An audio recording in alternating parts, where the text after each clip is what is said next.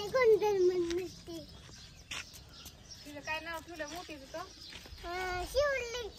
मोठीचं hello YouTube family, तुम्हा सर्वांचं खूप सारं स्वागत आहे आजच्या न्यू व्लॉगमध्ये.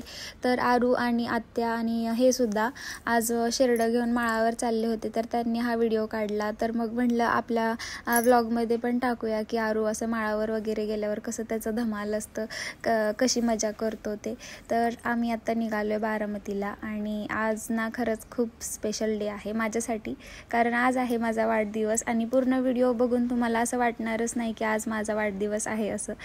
बारामतीला जायच्या उत्साहात माझ्याकडून आरूची कानटोपी आणि जर्किंगचं जे आम्ही पिशवी घेतली होती ती पिशवीच घरी राहिली आणि त्यामुळे मग मी मागे बसले होते जेणेकरून आरूला हवा लागणार नाही असं. आणि जेव्हा खरंच आम्ही रिक्षात बसलो ना, खूप थंड हवा येत होती, त्यामुळे मी त्याला ओढणीने असं पूर्ण गुंडाळून एका कोपऱ्याला असं घेऊन बसले होते. त्यामुळे मग हे बोलले की दीदी तू शूट काढ आपल्या ब्लॉगमध्ये टाकायला, त्यामुळे दीदीने व्हिडिओ घेतला. आणि आम्ही आता आलो बघा सोनाराच्या दुकानात. तर मला इथे व्हिडिओ घ्यायची खूप भीती वाटत होती, कारण हे बोलले की नको व्हिडिओ काढू, उगाच काहीतरी बोलतील, म्हणून मी व्हिडिओ नाही काढला. पण तरी धाडस करून माझा सेल्फीवाला एक व्हिडिओ मी घेतला.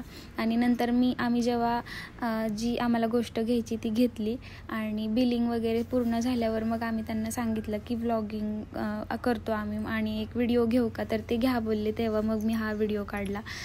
तर म्हणजे मला खरंच असं सोन्याच्या दुकानात वगैरे जाऊन व्हिडिओ घ्यायची खूप भीती वाटते. बरं ते सगळं बाकी, आम्ही आज माझ्या वाढदिवसानिमित्त आरूला करतो आहे चेन. तर आमचं बरेच दिवसापासून चाललं होतं की त्याला चेन करायची. त्यामुळे फायनली एकदाची चेन त्यासाठी घेतली.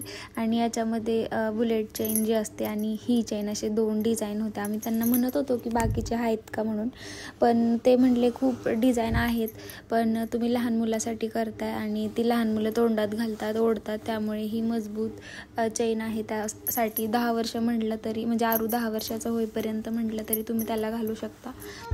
तर मला आहे ना ती बुलेट चेन जी असते ती चेन आवडली होती, पण ते बोलले की त्यांनी ती चेन चावली किंवा थोडं तुटली वगैरे तर त्याला जॉईंट मारलं की लगेच ओळखून येईल, ती चेन तुम्ही घेऊ नका, ही चेन घ्या. त्यामुळे मग मामांना यांना पण ही चेन बरी वाटली, त्यामुळे हीच घेतली बघा. आणि बाहेर आल्यावर मग आम्ही सगळे असं थांबलेलो आणि आत्या आणि दीदी आतमध्येच होते, त्यामुळे वाट बघत बसलो.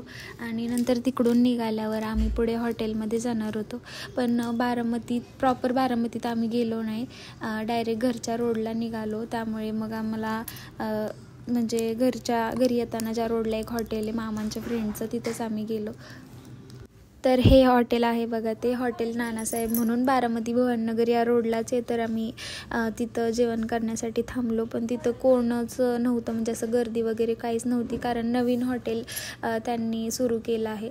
आणि जरा वेळ नाही तसं आम्ही बरंच 1-1.5 तास तरी बसलो होतो. आणि मामा तर खूप वैतागले होते की नाही का किती वेळ अजून लागणार आहे म्हणून.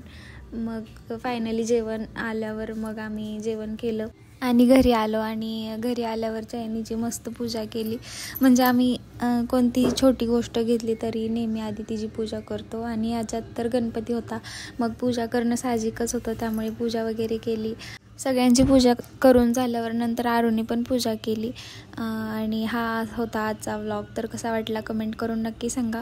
आणि व्हिडिओ आवडला असेल तर व्हिडिओला लाईक, शेअर, सबस्क्राईब करायला विसरू नका. जे कोणी आपल्या चॅनलवर नवीन असतील त्यांनी आपल्या चॅनलला सबस्क्राईब करा. थँक्यू. भेटूया नेक्स्ट व्लॉगमध्ये. Bye bye.